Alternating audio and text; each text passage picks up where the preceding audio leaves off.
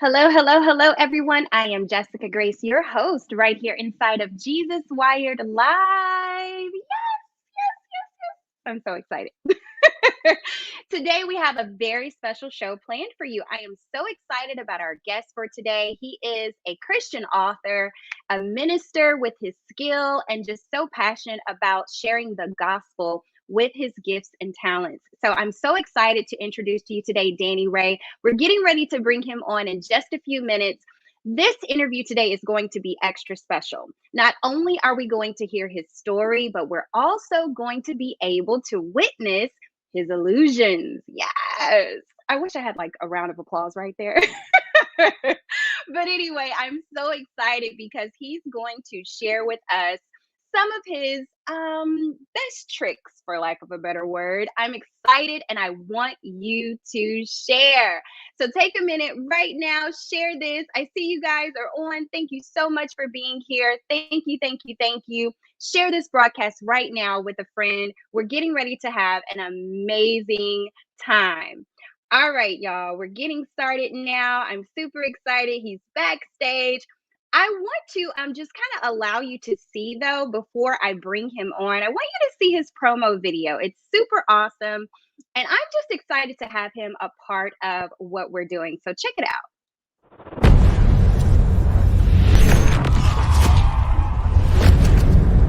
What I do is create an incredible experience for people. Magic, laughter, and inspiration. Are you ready to question everything you know about the universe? Danny Ray!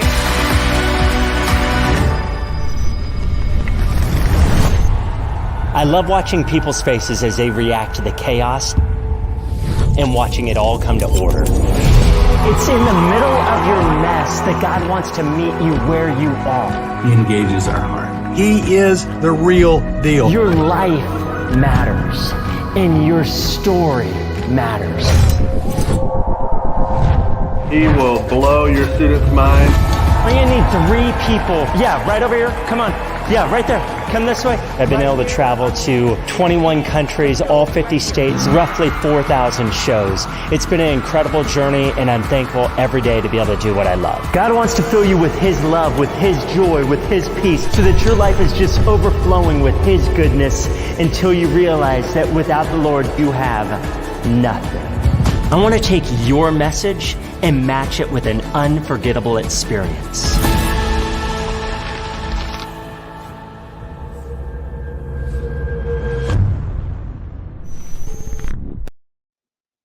I love it. So excited. All right, let's bring Danny on. He's backstage. Danny! Hey, Jessica, thank you for having me on. I'm really glad to be here. I appreciate you for taking the time out of your busy schedule to be with us today. We are so excited. So, before we get into these special illusions that I just can't wait to see, Yeah. tell us, how did you get started into, being a magician, and then how did you phase your skill and your love for being a magician into spreading the gospel of Jesus Christ? Yeah, so at 10 years old, I started working on sleight of hand. And then at 12 years old, I did my first show called Razzle Dazzle. I know, impressive, Razzle Dazzle.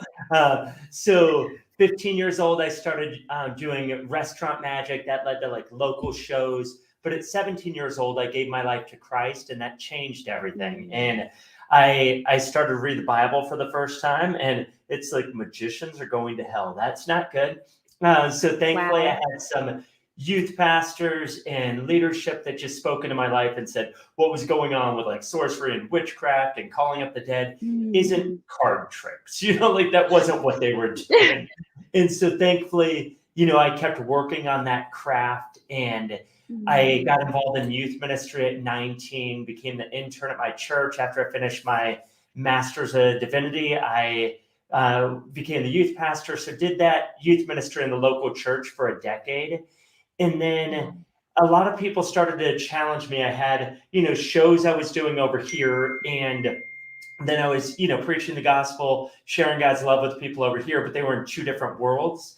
And so I was reading through the book of Romans. Romans 11:29 says God's gifts and His calling are irrevocable. And it was the first time I Right. saw like my gifts and calling are designed to be inextricable from one another. And so I started to combine those two. And in 2003, we launched this as a full-time ministry. Yeah. Wow, that is so powerful. One thing that I love about your story is that, you didn't I'm so grateful that you had the right people in your life, first of all, to kind of help redirect your attention to being able to still use your gifts and talents, the thing that you were born to do, that you love to do, and do it in a positive way. Can you just kind of shed a little light on that? Because you have so many people nowadays who are gifted and they are wondering, like, how can I use this gift and talent to let people know about who God is and the love of God? So, can you just share a little bit on the importance of that? Yeah, that passage in Romans 11:29 is I feel like it's not just for me, but it's for other people too, is when you're doing the thing that God's called you to do and you figure out like what has he gifted you in, then when you blend those together, you're going to be right where God needs you to be. And so one of the things I had to wrestle through was, is this really a gift from God? And so I started Wow. to read stories in the Old Testament, like the story of Bezalel, that, and I'm not positive if that's how you say it. That's how I say it. Is it's it says that God gave him gifts with his hands and with leadership. Mm, And I was like, okay, that's a different type of gift. And then I started looking at like desires and why does God give mhm. certain desires to some people and different desires to other people? Like, why do I like sitting down with, a deck of cards and like working Right. on things for hours on end, is because that's part of the way God's designed me. And so we have to Yeah. lean into those inclinations that God gives us and then pray through those, seek wise counsel, and let others speak into our lives about what God's designed us to do. Not that we just, listen, but if somebody's gone before you and you trust that they are a follower of Christ and they're living it out and they're speaking truth into your life, why wouldn't you at least explore those things that you're gifted in and using those to glorify Wow. God? I love it. I love it. Getting to know who you are and what God has put in you, and then creating a plan on how to use that gift to glorify God and introduce people to who He is. Absolutely awesome. I love it. Tell us a little bit about your newest book. I'm so excited about your book. No, I can't make your wife disappear. Tell us about what inspired you to write this book and give us a backstory on it. Yeah, so my wife and I just celebrated 25 years. And as a part of that journey, about at our 20th anniversary, we started to talk about what would it look like to give back. We've gone to a bunch of marriage conferences and seminars and read books, and people have poured into our lives and helped us to create a great marriage. And so we talked about what would it look like to write a book for our 25th. And so in 2019, I really started to gather like all the different ideas and stories and principles and laid those out. And so what I did was I laid out the principles of a magician, so like one is like misdirection, right? Is fake left, go right. Misdirection, magicians use it all the time, but it's not focusing on the wrong things. It's focusing on the right things so that an audience could experience astonishment. In our marriages, when we focus on the right things, the things that God's designed for us, we're going to experience more joy, more peace, more love in that relationship. And so we started to see these parallels of biblical truth with magic principles and like overlaying those. And so I saw 18 of those, and we put those together into 3 sections. The first section's all about communication, and then the next one's about overcoming. My wife and I have had to overcome, when you're married 25 years, a lot of difficult things, from deaths in the family to, Wow. my wife had a miscarriage at 4 months, a little over 4 months. And between our second and third child, that was devastating. And how do you navigate through those? And so we talk in that section about overcoming. And then the final section is all about the secrets to creating a thriving marriage. And so that's for us, like how it came together. And my wife is like infused in every part of this book, but we did it from my perspective. And then each chapter has Kimberly's corner. and little, like a thought from her perspective on something in that chapter that would be like a practical strategy on how to live that out. Wow, so powerful, so powerful. Well, I know that at one point in your journey of being a magician, an illusionist, you had to make a decision. And I remember I was listening to one of your other interviews, and I heard you sharing about when it came a time where it seemed like your dream was about to just take off. Can you share a little bit about just you being sensitive to the voice of God and following the path that He would have for you to go? Yeah, so I was 18 years old and I did a show, and there was a world renowned magician at this show. He came to me after the show and he said, Danny, loved your show. I would love to take you on the road. We're on tour right now. We start in 2 weeks. We'll be in Vegas. We'll go over to New York, and then we're going to go to Europe. And I'm 18 years old. This is like my dream. I'm all excited about it. The difference is, at 17 years old, I gave my life to Christ. So everything gets filtered through what God wants me to do, not just what I want to do. And so I prayed about it and felt like God was telling me, no, don't do this. And there Wow. was some disappointment, but one of the convictions I've had for a long time is that God's dreams for us are bigger than our dreams for ourselves. Out of that Ephesians Yeah. passage that God says he could do immeasurably more than all we could ask or imagine. So in other words, after we dream up something, God's got bigger dreams for us, right? And so Right. so we called him up, or I called him up and just told him, no, this isn't going to work out. And then I told you at 19, got involved in youth ministry, and people are, challenging me to combine these, a little bit later, maybe 7 or 8 years into that. And Mhm. so I'm at the gym on the stair. I'll just say a machine. I was going to say Stairmaster, but a machine. Yeah. So, and there's a magazine I don't read. It was like Newsweek or maybe Time. It was just something I didn't read at the time. And so I'm flipping through and I see this magician that I met 10 years prior to this. And he's up for all of these fraudulent charges for taking Oh, college wow. students around the world, and he would use their visas. And once they ran out of money, they maxed out their visa, he would leave them stranded around the world. Well, it Oh my eventually caught up word. with them. Yeah, it was like crazy reading this, going like 100% that would have been me had I not listened to God's voice when I was 18. And Right. honestly, like at 18, if God would have gone like, hey, I want to give you your dream right now, the show would have been about me and about like, hey, look at Mhm. how great my magic is. And it would have just been like really self-focused. And Mhm. doing things in youth ministry for a decade, working with parents and students and leadership and volunteers, it really showed me like I want to be a part of God's kingdom and do things for his kingdom.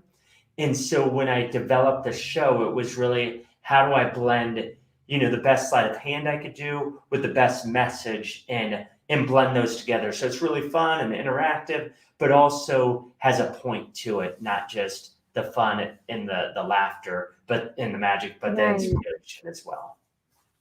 Wow, so amazing, so amazing. And, I think it's so important nowadays more than ever that we are very sensitive, to the voice of God and his leading and his guidance for our lives. I think many people, especially those who I talk to here on Jesus Wired Live, those who watch us, a lot of them are dreamers. They're aspiring artists, they are artists and they're just trying to take their career to the next level. Mhm. Can you share a little bit about why you feel is so important nowadays, and even more now than ever, for us to be very sensitive to the voice of God concerning our careers? Yeah, is we obviously live in the day of distraction, and there are Wow. so many things vying for our attention and trying to pull us in different directions. And even if we have an idea to be an entrepreneur, it's really hard to focus on what is it exactly that we're designed to do in the direction we could go. It's easy to get caught up in 5 or 6 things. And I definitely Yes. we had that happen. I could tell you that story in a minute, but I would say if you're really trying to figure out what does God want me to do, or even what, if you're doing what wants you to do, but there's distractions that are, taking you away from that, I would just encourage you to be still. In Psalm 46:10, it says to be still and to know that he's God. And one of the habits out of Mark 135 that I started doing when I was 17 years old, when I started to follow Christ, I read the book of Mark, and it says that Jesus got up while it was still dark to pray. And I've tried to put that pattern in my life every day since. There's times that I've missed for sure, but as a practice, I set my alarm early to get up early to connect with God first, to listen to his voice so that he could direct my day. And I'll literally, in my journal, almost every day, I'll say, God, what do you want me to do today? And then just listen. And there's obviously a lot of things that will come up from just like respond to emails. And, but sometimes it's like, I want you to call this person up. Well, why? I haven't talked to them in a while. Call them up. Okay. I want to listen to that. And sometimes that's led to helping that person in their marriage, or work through forgiving somebody that I would never have been aware of, but listening to God's voice, feeling like, okay, I'm prompted to call that person. And other times I just call the person. It's a good conversation. But oftentimes they're like, hey, thank you so much for calling. You have no idea what I'm going through. No, I don't, and so then I'll hear their story and be able to, pour into them and encourage them. And so, yeah, the way we got into trouble was in 2010 when we were distracted. I was writing a devotional every day for 3 years with a friend of mine. And then I was helping out my church launch their community group. So I was working with 100 volunteers on developing that.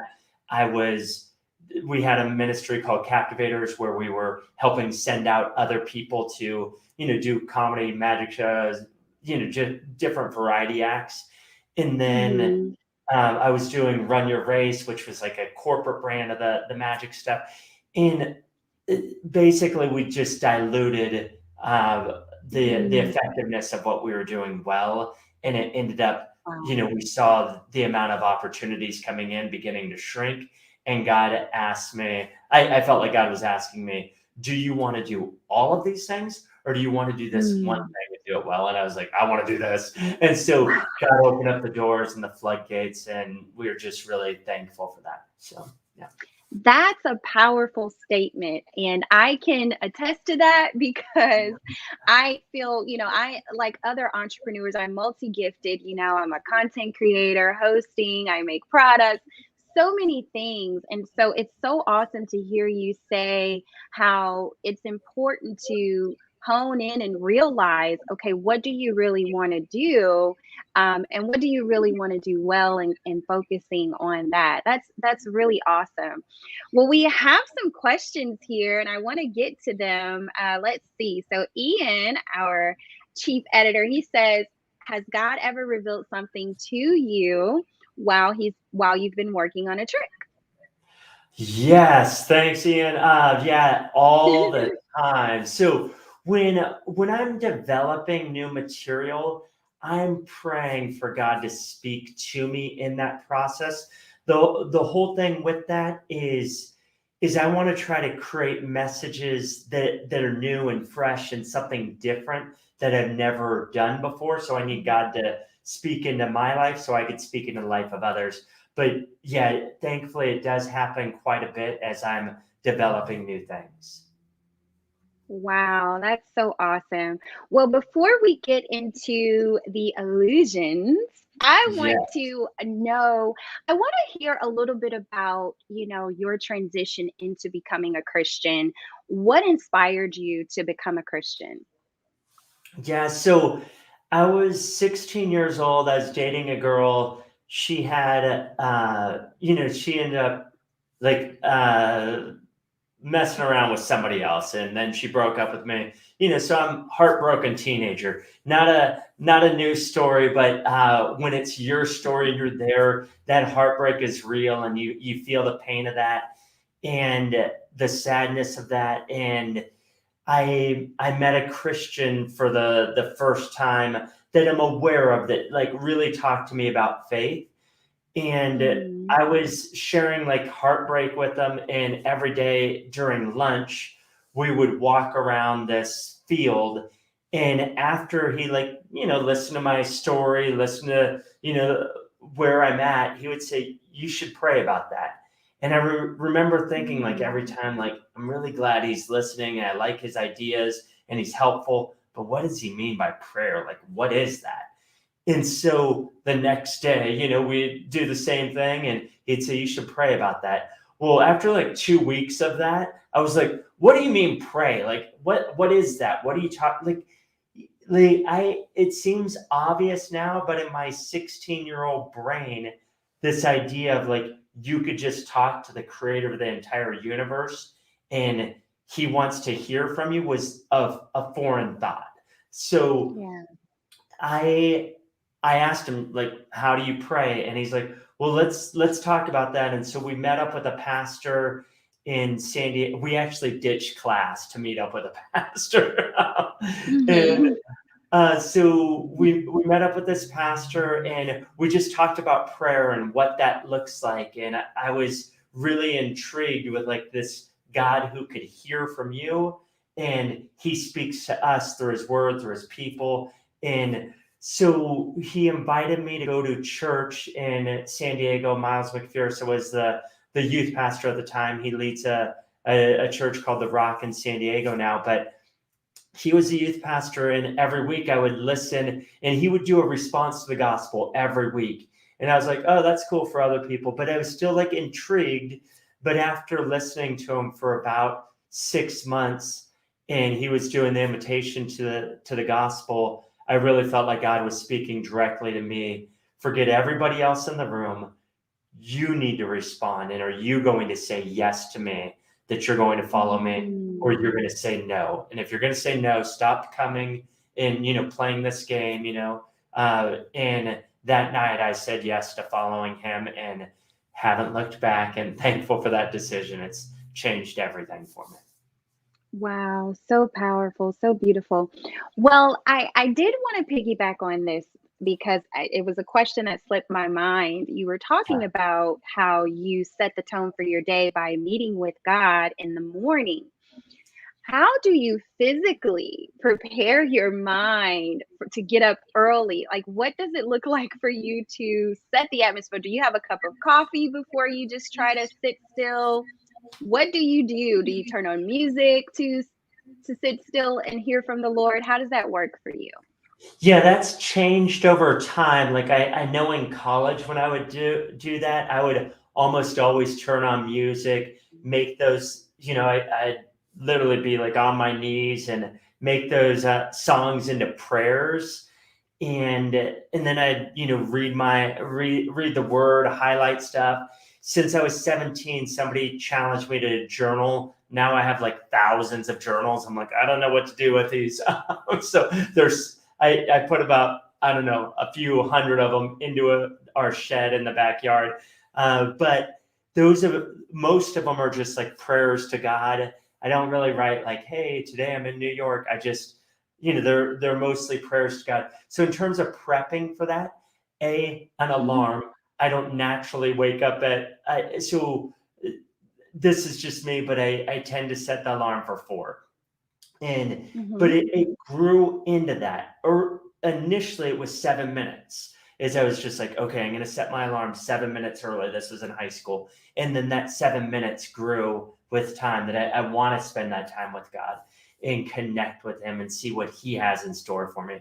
And yes, coffee. But that was an initial part of the equation. So now I do like a pour over coffee with Chemex.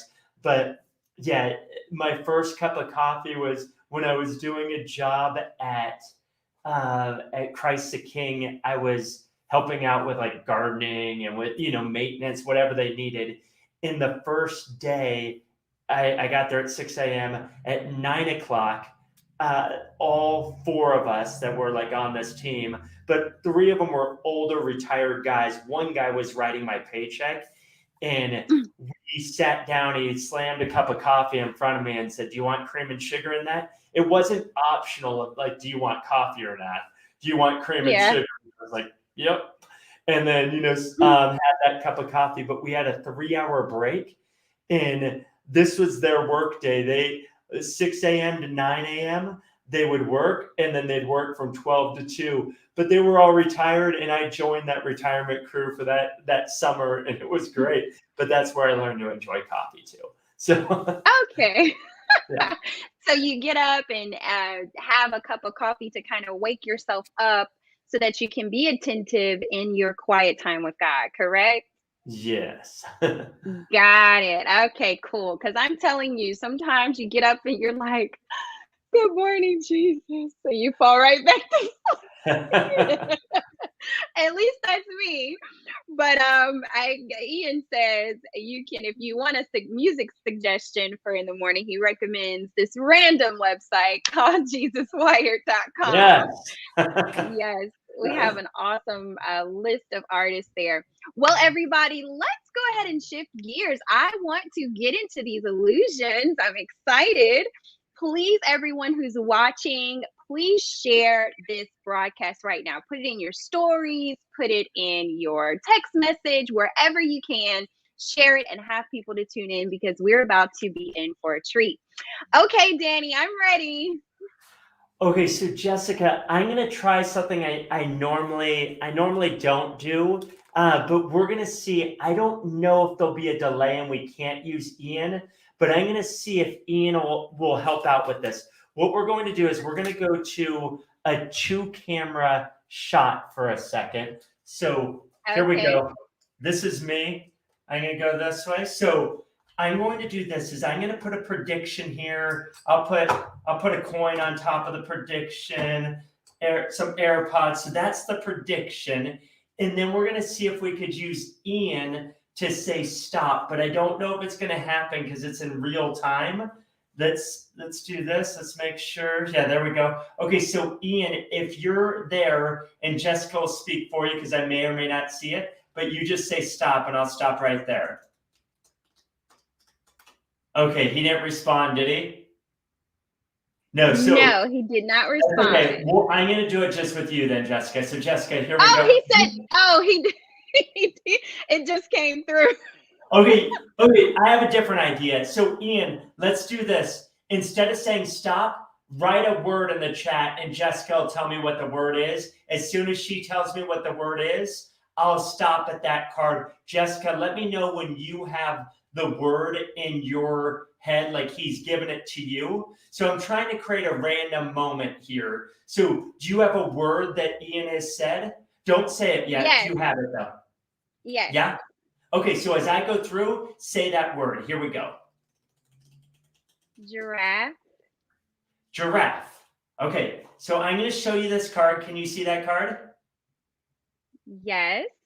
Okay, so here we go. I'm going to narrow it down to a few cards that I think might be your card. Now, I don't want you to give me any hints or clues to what your card is. So if you see your card in here, right, don't like say, oh, that's my card, because obviously that will help me out. I'm going to go with these ones. I feel like you're giving me nothing over there. I'm going to go here. Maybe one last card. We'll go with the Joker too. Okay, so first of all, Jessica, do you see the card in here? Yes. Yeah. Okay, Ian, I think this was your card. How did I do? Did I get it? Yes. Okay. Wait, Jessica. Look. Underneath the AirPods, underneath the coin, I had a prediction. My prediction actually. Oh, that looks like hepatitis B. Hold on. It's the 9 of Hearts. Yes. But wait. There is more. It says, before a word is on my tongue, you know it completely, O Lord, out of Psalm 139. Oh my goodness. Wow. So we'll go back this time. That is so cool. I know it. Oh my gosh. Thank you, Randy. Yes. Thank you, yes. That is so awesome. Okay. Do you have another one? Just maybe one Yeah. more, or as many as you have?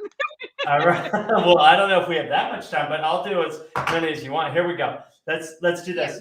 So when you see this, these are ink blots. What do you see? Like, what images come to mind with like one of these?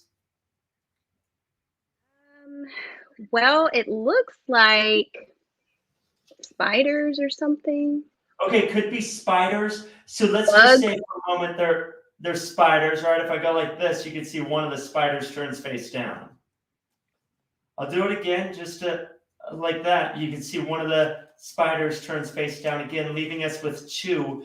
But to me, they look like, it looks a little bit more like a crown, kind of see a club, maybe a spade. In fact, all four have turned face down, but they're not spiders. They're actually men. They're the four kings. Whoa, that's so awesome. All right. So there's a quick one. Okay, well, I know you have to get on. Someone is saying I can figure tricks out, but you got me with that one. That's what Ian is saying. Brandy says, wait a minute now.